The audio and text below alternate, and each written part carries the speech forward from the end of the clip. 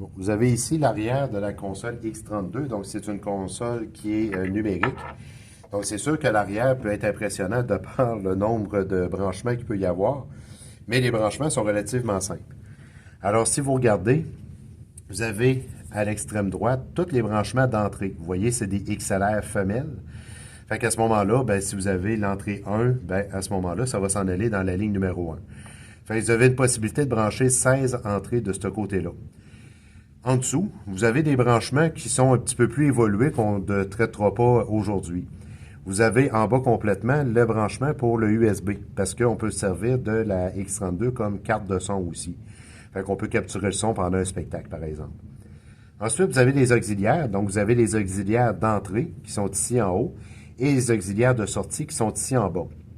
Donc, auxiliaire d'entrée, ça veut dire que je vais pouvoir brancher des fils en jack 1/4, ce qui va nous permettre de brancher certaines choses, comme vous allez pouvoir le voir dans quelques instants.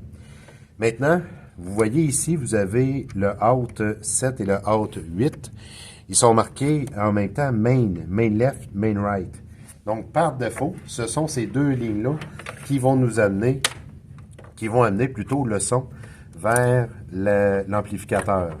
Donc, souvent, c'est là qu'on va brancher justement le son de la salle. Fait, ça va permettre justement de transmettre ce que nous autres, on va décider de transmettre avec la X32. Et là, ici, ben, j'ai un ordinateur à brancher. Donc, j'ai deux fils jack 1/4. Fait, je peux venir le brancher ici dans l'auxiliaire 1 et l'auxiliaire 2.